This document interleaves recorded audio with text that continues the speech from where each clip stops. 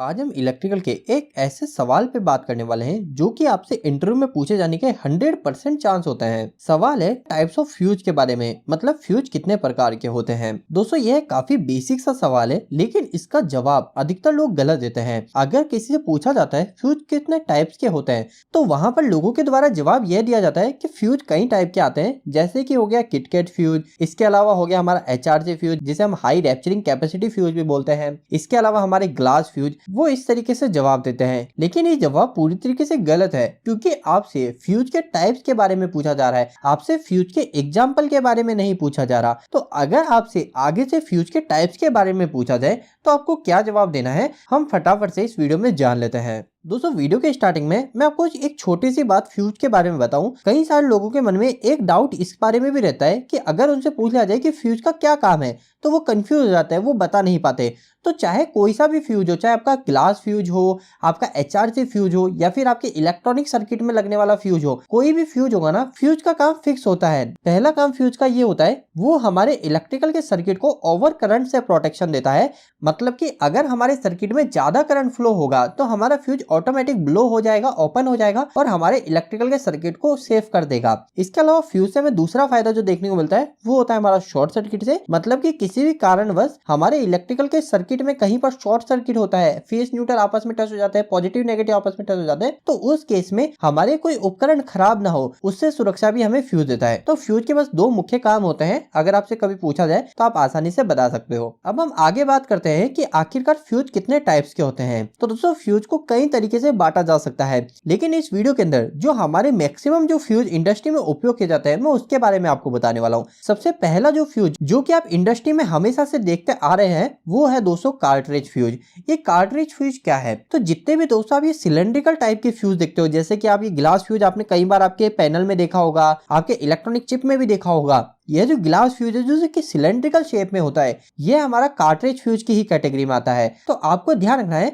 कि जितने भी हमारे सिलेंड्रिकल टाइप के फ्यूज होते हैं, जो सिलेंड्रिकल शेप होती है, सिलेंडर की तरह शेप होती है, वो सभी फ्यूज हमारे कार्ट्रिज फ्यूज की कैटेगरी में आते हैं। अब यहाँ पर एक बात और मैं आपको बता दूं, हो सकता है कि आपके जो सिलेंड्रिकल शेप का जो फ्यूज है ये तो हमारा गिलास टाइप का है, यहाँ पे गिलास है, लेकिन कई केसेस में आपने देखा होगा हमारे सिरामिक के बने हुए भी फ्यूज होते हैं जो सिलेंड्रिकल शेप में होते हैं। तो अगर आप उसकी भी बात करोगे ना तो वह भी हमारे कार्ट्रिज फ्यूज की कैटेगरी में ही आते हैं। और यह जो कार्ट्रिज फ्यूज होता है ये आपको हमेशा आपके जो लो वोल्टेज सर्किट होता है उसी में ही देखने को मिलेगा। मतलब कि हमारा जो 440 वोल्टेज तक का जो सर्किट होता है उसी में ही आपको कार्ट्रिज फ्यूज देखने को मिलता है। इसके बाद में हम सेकंड टाइप के फ्यूज की बात करें तो वो होता है दोस्तों हमारा ब्लेड टाइप का फ्यूज। तो अगर आपने कभी ऑटोमोटिव एप्लीकेशन देखे हैं, मतलब कि जैसे कभी आपने कार का इलेक्ट्रिकल सर्किट देखा हो, बाइक का देखा हो, तो वहां पे आपने देखा होगा आपको रेक्टेंगल शेप में फ्यूज देखने को मिलते हैं। उस फ्यूज में आपको कुछ इस तरीके से दो प्रॉन्स देखने को मिलती है।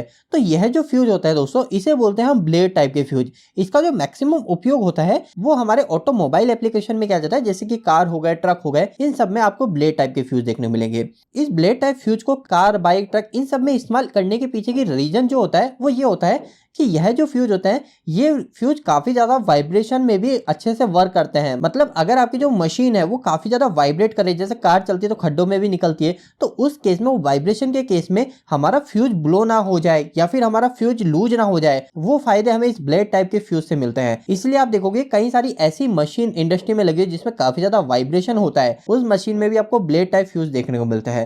तो आपको क्लियर हो गया सेकंड टाइप हमारा ब्लेड टाइप फ्यूज। इसके बाद में हम थर्ड टाइप फ्यूज के ऊपर आते हैं जो कि है दोस्तों हमारा रीसेटेबल फ्यूज। ये रीसेटेबल फ्यूज क्या है, तो इसके नाम से ही आपको क्लियर हो रहा है, एक ऐसा फ्यूज जो कि फॉल्ट आने पर हमारे सर्किट को ओपन कर दे और जब फॉल्ट चले जाए तो उस केस में हमारे ऑटोमेटिकली हमारा रीसेट हो जाए, मतलब हमारे सर्किट को वापस से स्टार्ट कर दे। इस तरीके के जो भी फ्यूज होते हैं उसे हम रीसेटेबल फ्यूज कैटेगरी में डालते हैं। अगर मैं आपको इसके एग्जाम्पल के बारे में बताऊं तो रीसेटेबल फ्यूज को PPTC फ्यूज भी बोलते हैं, जिसके अंदर हमारे मोस्टली थर्मिस्टर का उपयोग करके फ्यूज को बनाया जाता है। तो ये हमने बात कर ली रीसेटेबल फ्यूज के बारे में जो कि ऑटोमेटिकली रीसेट हो जाते हैं। नेक्स्ट हम फोर्थ टाइप के फ्यूज की बात करें तो वो होते हैं दोस्तों हमारे थर्मल फ्यूज। ये काफी ज्यादा डिफरेंट टाइप का फ्यूज है बाकी सब फ्यूज की कैटेगरी में। दोस्तों जो थर्मल फ्यूज होते हैं इसे थर्मल कट ऑफ के नाम से भी जाना जाता है। इसका जो मैक्सिमम उपयोग किया जाता है वो हमारे फायर्स को प्रिवेंट करने के लिए किया जाता है, मतलब कहीं पे फायर ना हो, आग ना लगे, उससे बचने के लिए थर्मल फ्यूज का उपयोग किया जाता है। ये बाकी फ्यूज से डिफरेंट क्यों है, तो बाकी फ्यूज के अंदर क्या होता है दोस्तों, हमारा जो फ्यूज के अंदर का जो वायर होता है वो हमारे करंट को सेंस कर रहा होता है कि इसमें से कितना करंट गुजर रहा है, और अगर करंट ज्यादा गुजरता है तो वायर वह हमारा ओपन हो जाता है, ब्लो हो जाता है। इस तरीके से हमारे एक नॉर्मल फ्यूज काम करते हैं।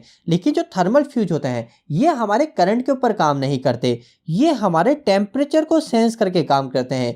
इसके अंदर जो एलिमेंट लगा रहता है, जो फ्यूज एलिमेंट होता है जिसे हम फ्यूज वायर बोलते हैं, वो हमारा टेम्परेचर सेंसिटिव एलिमेंट होता है। अगर मैं आपको इसके एग्जांपल बताऊं जिसकी मदद से आप आसानी से इस फ्यूज को भी समझ जाओ, तो आपने कई बार देखा होगा आपके घरों में जो प्रेस करने वाली मशीन है, जो हमारे कपड़ों को प्रेस करने वाली मशीन है, उसको अगर आप एक टेम्परेचर पे सेट कर देते हो तो वो उस टेम्परेचर पे आने के बाद ऑटोमेटिक कट ऑफ कर जाती है। तो वो इस वजह से कट जाती है क्योंकि उसमें एक थर्मल फ्यूज लगा रहता है। इसके अलावा हमारे जो इलेक्ट्रिक हीटर होता है उसमें भी थर्मल फ्यूज का उपयोग किया जाता है। साथ ही में अगर आप ड्रायर्स देखोगे तो ड्रायर्स में भी हमारे थर्मल फ्यूज का उपयोग किया जाता है। तो थर्मल फ्यूज बाकी फ्यूज से अलग इसलिए है क्योंकि नॉर्मल फ्यूज के अंदर जो एलिमेंट होता है वो हमारा करंट कितना फ्लो हो रहा है उसको सेंस करके हमारे सर्किट को ओपन करता है। लेकिन थर्मल फ्यूज के अंदर हमारा जो एलिमेंट है वो कितना गर्म हो रहा है उसके हिसाब से हमारे सर्किट को ओपन करता है, प्रोटेक्ट करता है। तो आपको थर्मल फ्यूज भी क्लियर हो गया। इसके बाद में हमारे आखिरी 4 और बचे हुए फ्यूज के बारे में भी हम बात करते हैं, जिसमें 5th नंबर पे जो फ्यूज है उसे बोलते हैं दोस्तों मिनिएचर फ्यूज। ये मिनिएचर फ्यूज क्या है, तो इसके नाम से ही आपको पता चल रहा है मिनिएचर का मतलब हो गया हमारे स्मॉल टाइप का फ्यूज, यानी कि एक ऐसा फ्यूज जो कि साइज में काफी ज्यादा छोटा हो। तो ऐसे जो फ्यूज होते हैं, जो मिनिएचर कैटेगरी में फ्यूज जो आते हैं, ये फ्यूज काफी ज्यादा इंपॉर्टेंट होते हैं जब आप कभी इलेक्ट्रॉनिक सर्किट की बात कर रहे हो।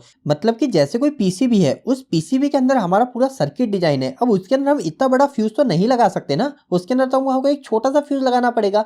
तो ऐसी जगह पर हमारे प्रोटेक्शन के लिए जो फ्यूज उपयोग किया जाता है वो हमारा मिनिएचर फ्यूज किया जाता है। नेक्स्ट हम छठे टाइप के फ्यूज की बात करें तो ये हो जाते हैं दोस्तों हमारे high voltage fuse. High voltage fuse क्या है, तो आपको इसके नाम से ही पता चल रहा है, एक ऐसा फ्यूज जो कि डिजाइन किया गया है हमारे हाई वोल्टेज सिस्टम में प्रोटेक्शन देने के लिए। अगर मैं आपको इसका एग्जांपल के बारे में बताऊं तो आपने कई बार ड्रॉप आउट फ्यूज के बारे में सुना होगा, इसके ऊपर मैंने वीडियो भी बना रखी है। तो ये जो ड्रॉप आउट फ्यूज होता है ये हमारे हाई वोल्टेज कैटेगरी में आता है। इसके अलावा मैं जैसा आपको स्टार्टिंग बताया था कि कई सारे लोगों से जब इंटरव्यू पूछा जाता है कि फ्यूज कितने टाइप्स के होते हैं, तो वो यहाँ पे किटकैट फ्यूज या फिर ड्रॉप आउट फ्यूज इस तरीके जवाब देते हैं। तो वो थोड़ा सा दोस्तों गलत जवाब है। आपको वहां पर जो कैटेगरी बतानी है वो ये बतानी कि हाई वोल्टेज फ्यूज आता है। फिर अगर आपसे इंटरव्यूअर पूछे कि हाई वोल्टेज फ्यूज के अंदर कौन सा फ्यूज आता है, एग्जांपल बताओ, तो आप बोल सकते हो ड्रॉप आउट फ्यूज। तो आपको इस स्टेप बाय स्टेप तरीके से इंटरव्यू में जवाब देना होता है। इसके बाद में दोस्तों हम हमारे आखिरी बचे 2 फ्यूज के बारे में और बात करते हैं, जिसमें 7 नंबर पे है दोस्तों सेमीकंडक्टर फ्यूज। जो सेमीकंडक्टर फ्यूज होता है ना दोस्तों, इसको इलेक्ट्रॉनिक फ्यूज के नाम से भी जाना जाता है। मतलब अगर आप इंटरव्यू के अंदर इलेक्ट्रॉनिक फ्यूज बोल दोगे या फिर सेमीकंडक्टर फ्यूज बोल दोगे, दोनों ही एक ही चीज है। इस टाइप के जो फ्यूज होते हैं, जो इलेक्ट्रॉनिक फ्यूज होते हैं या हमारे जो सेमीकंडक्टर फ्यूज होते हैं,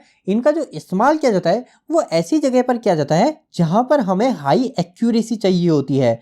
हाई एक्यूरेसी का मतलब हमें फास्ट रिस्पॉन्स चाहिए। मतलब अगर छोटा सा भी, अगर हमें माइनर सा भी प्रॉब्लम देखने को मिल रही है सर्किट में, तो ये फ्यूज फटाफट से ब्लो हो जाए, फटाफट से हमारे सर्किट को ओपन कर दे, वो समय ना ले। तो ऐसी जगह पर जहां पे हमें फास्ट रिस्पॉन्स की जरूरत है वहां पर हम लगाते हैं सेमीकंडक्टर फ्यूज, जिसे हम इलेक्ट्रॉनिक फ्यूज भी बोलते हैं। अगर मैं आपको इसके एग्जाम्पल बताऊं कि कहां पर आपको इलेक्ट्रॉनिक फ्यूज देखने को मिलता है, तो हमारी जो मोटर ड्राइव होती है जिसे हम VFD बोलते हैं, उसके अंदर आपको सेमीकंडक्टर फ्यूज ही देखने को मिलेंगे। या फिर हमारी जो पावर सप्लाई हो गई जैसे कि SMPS, अगर आप किसी अच्छी ब्रांड की लाके देखते हो तो उसके अंदर आपको जो फ्यूज देखने को मिलेंगे वो सेमीकंडक्टर फ्यूज देखने को मिलेंगे। इन्वर्टर के अंदर आपको सेमीकंडक्टर फ्यूज देखने को मिल सकता है। तो जहां पर हमें काफी ज्यादा हाई एक्यूरेसी चाहिए होती है, फास्ट रिस्पॉन्स चाहिए होता है फ्यूज का, वहां पर जो फ्यूज प्रेफर किया जाता है वो किया जाता है सेमीकंडक्टर फ्यूज। इसके बाद में दोस्तों हम हमारे आखिरी फ्यूज के बारे में बात करते हैं, जो कि होता है हमारा रिवायरेबल फ्यूज। रिवायरेबल फ्यूज के बारे में आपको ज्यादा बताने की जरूरत भी नहीं पड़ेगी क्योंकि इसके नाम से ही आपको पता चल रहा है, एक ऐसा फ्यूज जब अगर वो फ्यूज उड़ जाए, मतलब हमारा जो उसके अंदर का एलिमेंट है वो ओपन हो जाए,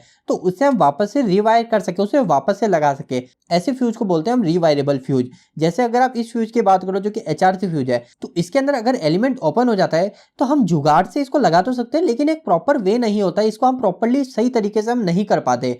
तो ऐसे फ्यूज को हम रिवायरेबल फ्यूज नहीं बोलेंगे। रिवायरेबल फ्यूज का अगर मैं आपको सबसे अच्छा एग्जांपल बताऊं तो वो हो जाता है हमारा किटकैट फ्यूज। जो हमारे किटकैट फ्यूज होते हैं इन्हें रिवायरेबल फ्यूज भी बोला जा सकता है। तो आपको क्लियर हो गया कि आखिरकार फ्यूज कितने टाइप्स के होते हैं, इनको कैसे कैसे तरीके से हम बांट सकते हैं और इंटरव्यू में हमें किस तरीके से जवाब देना है। उम्मीद करता हूं आज का ये वीडियो आपको काफी पसंद आया होगा। वीडियो कैसा लगा प्लीज हमें एक लाइक करके बताइएगा। अगर आपके मन में अभी भी इस वीडियो के प्रति इलेक्ट्रिक जुड़े कोई सवाल रह गए तो आप मुझे नीचे कमेंट बॉक्स में कमेंट करके पूछ सकते हैं। इलेक्ट्रिक वीडियो पसंद करते हैं आज हमारे चैनल को सब्सक्राइब कर लीजिए। आज के लिए इतना ही, धन्यवाद।